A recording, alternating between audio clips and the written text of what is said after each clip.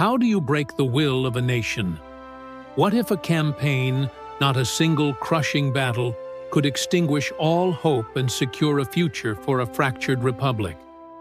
In the waning days of the American Civil War, one man's relentless march reshaped the course of history and saved a presidency from a grim fate. By 1864, the Confederate States were a nation in their final throes. The recent capitulation of Chattanooga had severed their capital of Richmond from all territories west of the Appalachian Mountains. Once feared armies were now tattered, starving, and diminished by a rising tide of desertion.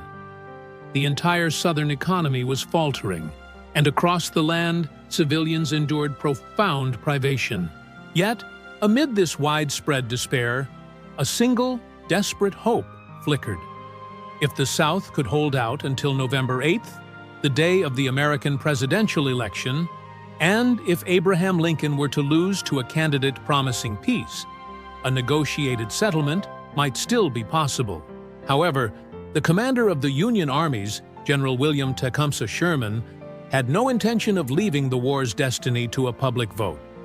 He was about to embark upon a campaign so thorough, so strategically astute, and so comprehensive that it would not just secure a triumph, but bring the conflict to a decisive end.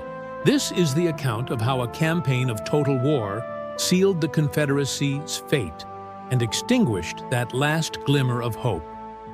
The stage for this monumental effort was set with the promotion of General Ulysses S. Grant.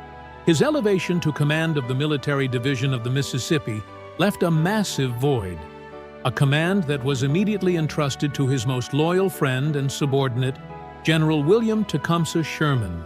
Following the triumph at Chattanooga, Sherman briefly moved north to relieve the siege of Knoxville. But the advance proved unnecessary, as the Confederate commander, James Longstreet, withdrew.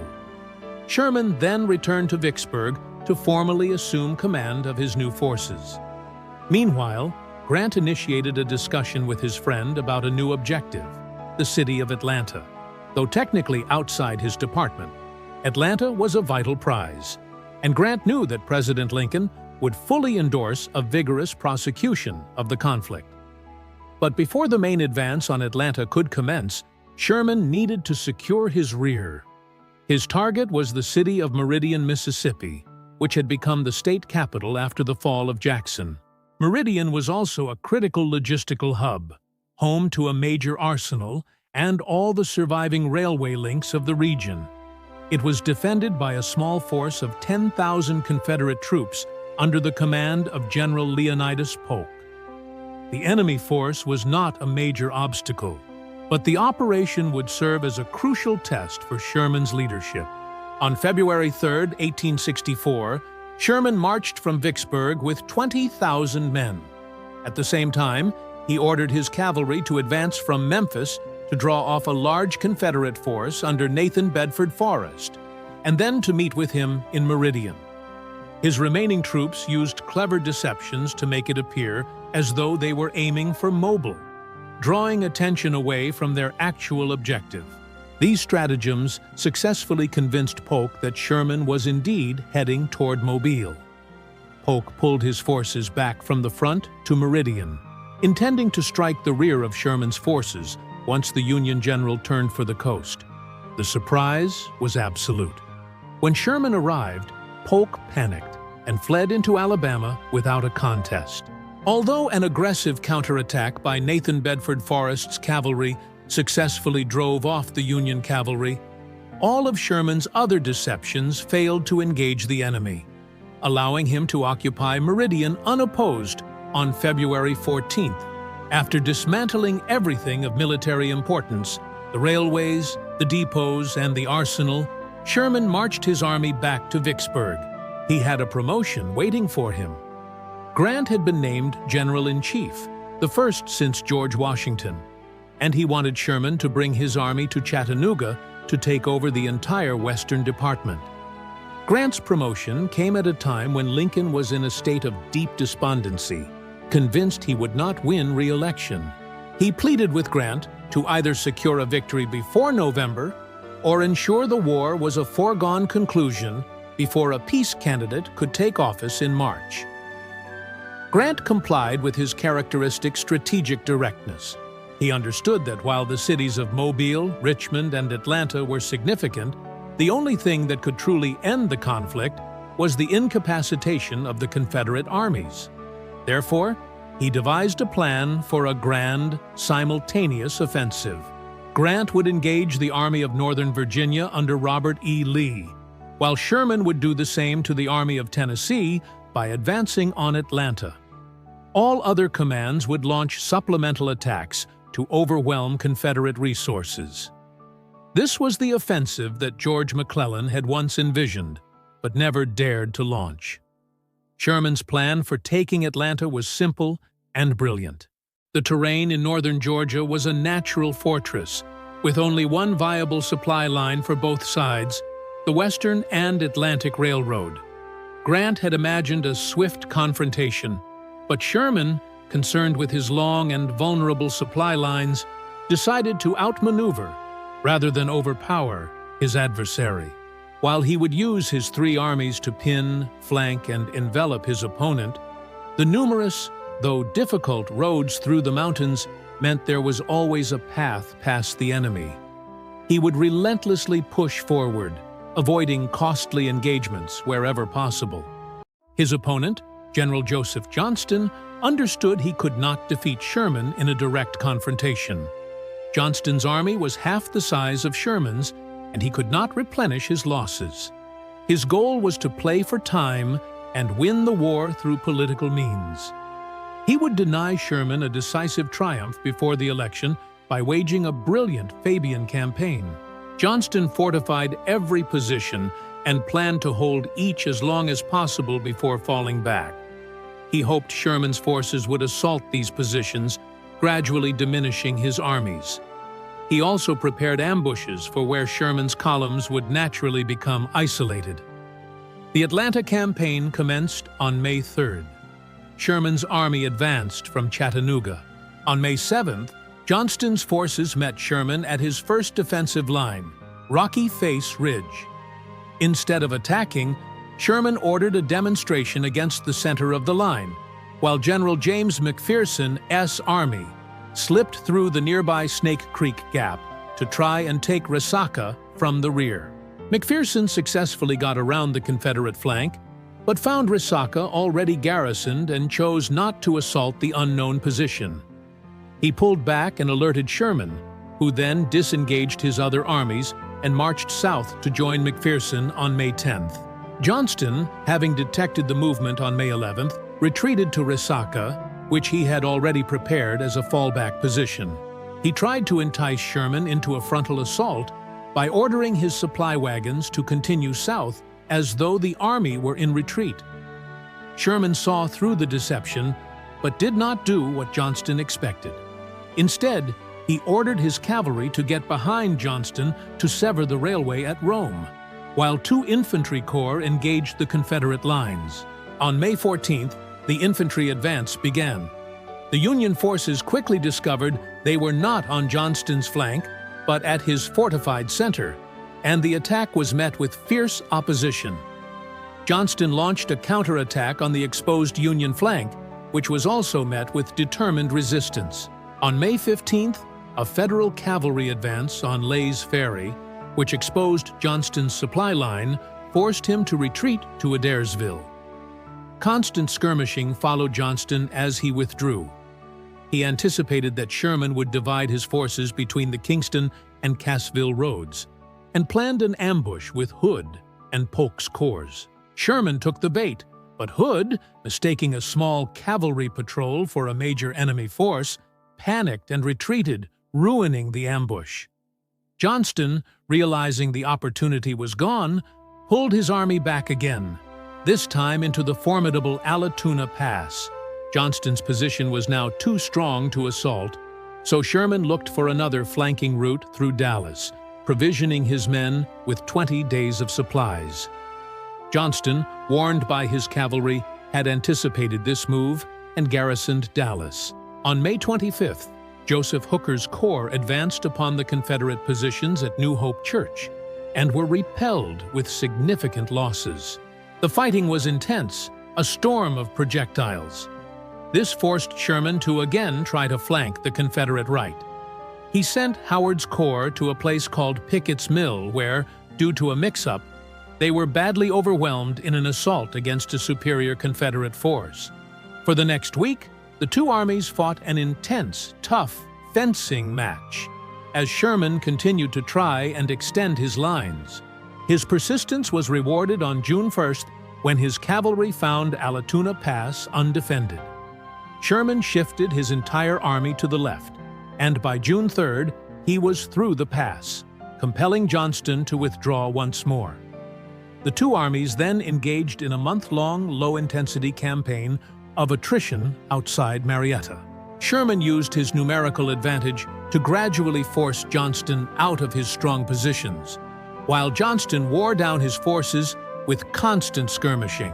On June 14th, a projectile from Sherman's artillery fatally struck General Leonidas Polk while he was conducting a reconnaissance, a significant blow to the Confederate command. As Sherman worked his way toward Kennesaw Mountain, he concluded that his flanking attempts had become too predictable. The roads were now mud pits from heavy rain, so flanking was no longer an option. He decided to do the exact opposite. He would launch a full frontal assault. Sherman noted the ridges around Kennesaw Mountain had been turned into an impregnable stronghold, but he gambled that Johnston had weakened his center to strengthen his wings. On June 27th, after a barrage from 200 cannons, Sherman's men advanced. The terrain was far more broken and vegetated than expected, and what was supposed to be a concentrated push became a series of fragmented assaults. The Confederate breastworks held, and the advance sputtered out, leaving 3,000 Union casualties to only 1,000 Confederate. It was a tactical misstep, but it was also a strategic triumph. Unknown to Johnston, Schofield's troops found an unguarded path to Olley's Creek and crossed it. With his flank exposed, Johnston was again forced to retreat. By July 3rd, Johnston had withdrawn across the Chattahoochee River, the last natural barrier before Atlanta. The Union forces, unable to cross the heavily fortified bridges, were held up for a few days. But Sherman's army, having been reinforced with pontoons, quickly established multiple bridgeheads. Johnston was now backed into his final defensive line before Atlanta. He had one last master plan, a perfect ambush at Peachtree Creek, where Union troops would be isolated as they crossed the river, vulnerable. He planned to strike at a moment of maximum exposure, but Johnston never sprung his ambush. President Jefferson Davis, who had no patience for Johnston's Fabian tactics, dispatched his military advisor, Braxton Bragg, to the front. Bragg spoke at length only with Hood, who, eager for command, told Davis everything he wanted to hear. On July 17th, Davis replaced Johnston with the impetuous John Bell Hood, despite warnings from Lee that Hood was far too reckless. This change came as a great relief to Sherman, who understood that Hood would abandon Johnston's defensive strategy for a series of wild, direct assaults. Hood's command began with a series of errors. At the Battle of Peachtree Creek on July 20th, he mishandled Johnston's ambush plan. His troops, delayed and disorganized, attacked after Union forces had already crossed and fortified their positions. They were met with forceful resistance. 2 days later, Hood launched an even more disastrous attack at the Battle of Atlanta. He attempted a flanking maneuver to cut off Sherman's supply lines, but it took too long.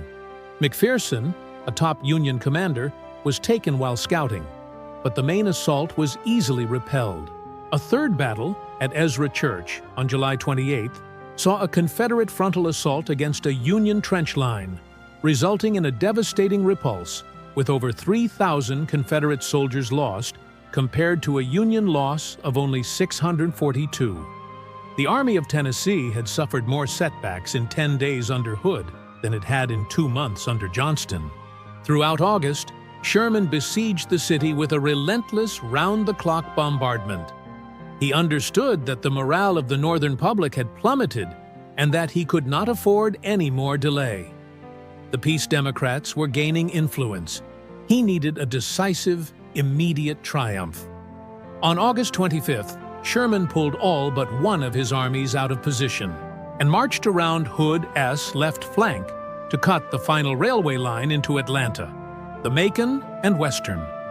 Hood, initially unsure if Sherman was retreating or advancing, was too late to react. He rushed 2 corps under Hardee to Jonesboro, but the attack was a catastrophe.